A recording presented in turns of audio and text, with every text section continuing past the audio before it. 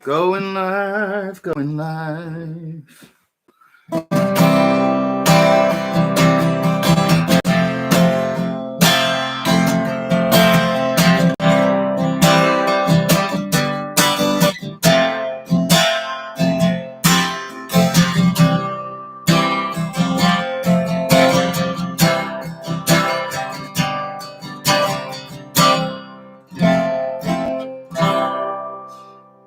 Guys, it's Ricky here. I thought I'd come on today here and part of this Cool Moves group of lessons.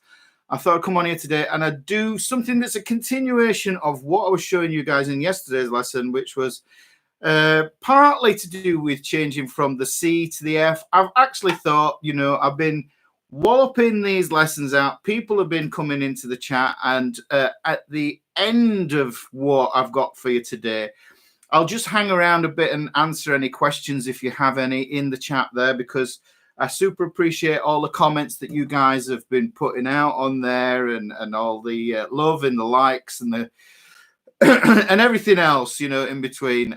So yeah, it's a cool one. So today's lesson is really focusing on changing between C and F. And what I'll do first is I'll talk about the problem that you have between changing between C and F, because the kind of mainstream opinion is that when you play an F, that you have to play a bar chord.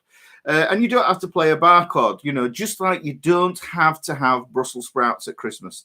It's one of those things. You don't have to do these things, but the misconception is that you have to. Hey up, how we doing? So I'll get to the meat of this. Now, in yesterday's Hey Thunder, we've got this C chord that we were playing. My index finger's still hurting because I had a blood blister a couple of days ago in the end of it. So if you see me wincing, that's what it is. So there's the C. Now, if you look at the amount of effort that it takes to change between a C and a bar chord F there, yeah, there's a lot of effort is required to change between that and that. Look how much, there's a lot of hand movement. Hiya, Mark. And as a beginner or a novice, you may find that a struggle. And actually, that struggle is what's stopping you from changing between your chords fluently. It's what's stopping you from making those transitions smoothly. So when you're strumming and you have to do that awkward pause in between strums, then that's what it is. It's changing. So what you need to do is get this flow in your chord changes. So they flow in your chord changes. So we've got, excuse me, I got a frog in my throat. We've got the C here, right? And then we've got this awkward F. When we don't need to have that awkward F. If we put the C on there, and remember yesterday's lesson, I told you that it was about putting the pinky on and then moving the second finger down, and damn everybody else, because the thing is, that is an F. Leave out the E string and leave out this E string here. So you leave out the E strings, and that will give you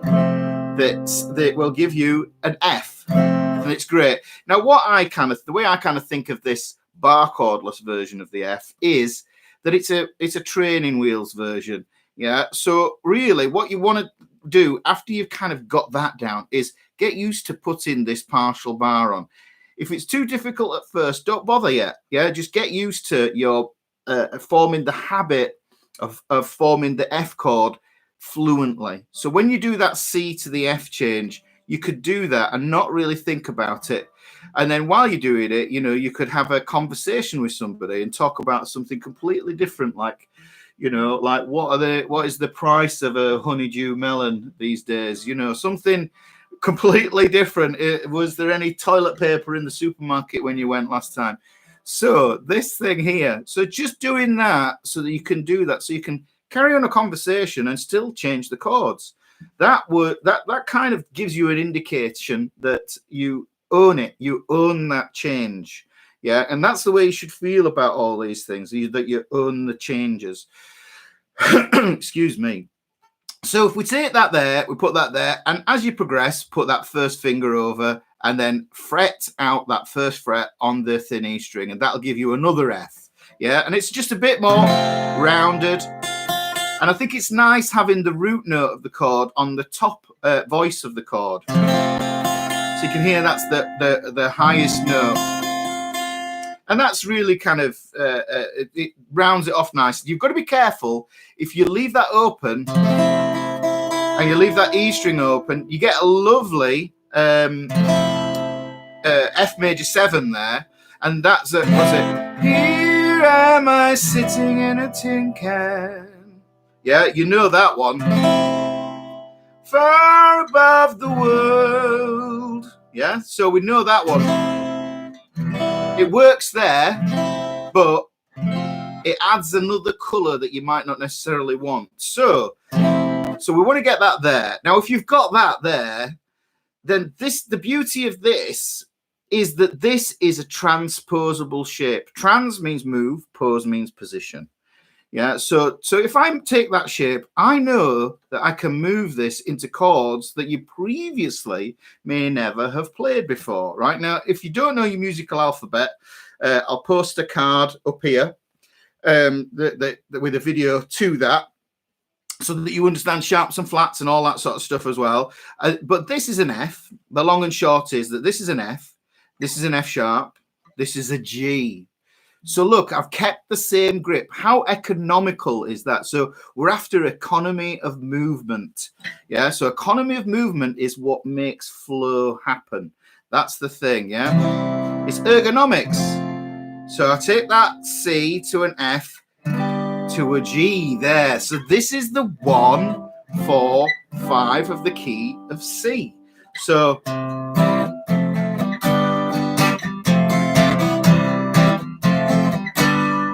yeah, the 1, 4, 5, 1 is a really common chord progression. 1, 4, 5, 1. Yeah.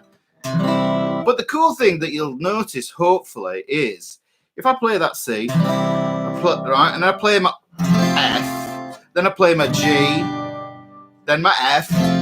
Look how much movement there is there. Now, if you're reading these regurgitated guitar books that show you those diagrams, then you're going to think, you know, the writer of the book is the expert, and you being the beginner and the novice, that anything that you do that strays from that expertise is wrong. Yeah. And the thing is, if you struggle with C, F, G, that movement is killer. But look at this. If you can get this simple idea of play that C, pinky on, second finger down, leave out the E strings, there's an F, move it up, you get a G. Now, because at the end of the musical alphabet, it goes A, B, C, D, E, F, G, and it goes back to A again. If you didn't know that, then I put a link up there. C, F, G. Watch this. I'm going to move this up 2 frets. I get an A. Now, if you're one of those lucky people that has absolutely massive long thumbs, you can stick your thumb over the top, a la Jimi Hendrix and Stevie Ray Vaughan, Larry Carlton and all those, Robin Ford and all those guys. Stick it over the top and get that root note there. It's a struggle for me because, like I say, I actually appreciate the fact that I'm a stumpy fingered. I'm not very flexible. I can't touch my toes or any of that sort of stuff. So the thing is, these hands, they're limited. So I have to think my way around it. And I think in my mind, it means I feel I can understand the beginner's perspective because my hands, I've had to train them and think things out.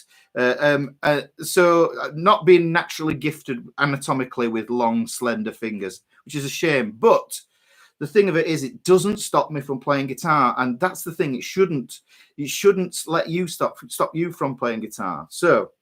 So the idea with this, and just see, you can see how this works into fake straps. Hey, you want to say you still have the Dream Theater t-shirt? Oh, right, fake strap, the Dream Theater t-shirt. Oh, I don't know who that is. Right, so you recognize that? Well, ordinarily that would be, yeah, so it would be C, F, G, A. How much movement is that when you could do this so much more efficiently, so much more with so much more economy of movement? C, F, G, A. So we take that A there, right?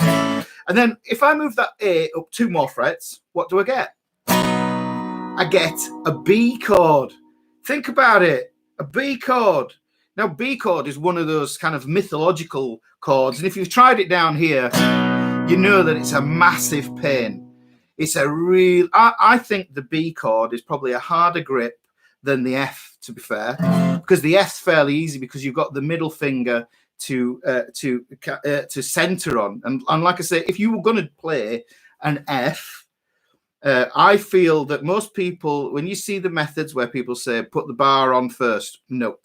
You put the shape on first, starting with the scout finger, which is this second finger here. Third and fourth go on as a pair, then put your bar on. Yeah. So the advantage that you have with that F is that you can do that. About 15 years ago, crikey. So we put that on there. So we put that on there like that. All right. But the B, look at that. The B is there.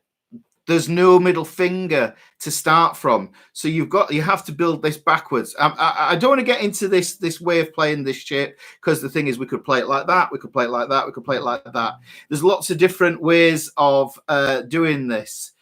So, crikey, I barely remember going to that concert. I remember that John Petrucci was a bit boring to watch, because he doesn't do much on stage. He just like stands there and is like, John Petrucci is economy of motion in motion. He is. That's what he does. That's his thing. He's economy of movement. That's his thing. So we got this. So we take that there. We move it up here. That's an A. We get a B here. Get your thumb over the top if you can. Because B and C are next door to each other, you get another voicing of the C chord here. So you can practice moving that shape around as well. Right then, guys. So hopefully that makes sense. I'll draw out some diagrams for you, like I always do, save them as a PDF, stick them up in the thing. But if you have any questions, bomb them in the comment here, and let's, because I'm all up for a bit of a chill and a chat.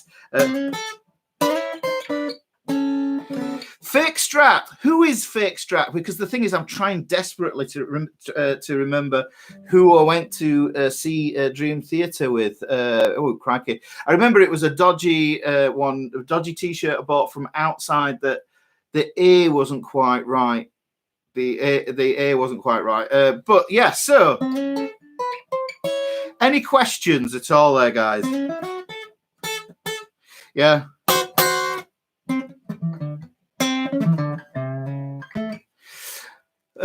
Right, okay. If there's no questions, then I'll leave you to it. I'll let you just get on with the lesson. If you feel you've got some value from this, and bash that like button, give us a comment, drop a comment in the video below, and also don't forget to subscribe if you've never been here before.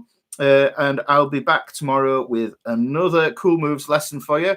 I might do something a bit different here. I might do something that you shouldn't do, actually, that you're not meant to do, that all the guitar community go, right, okay, but it sounds good, so who cares?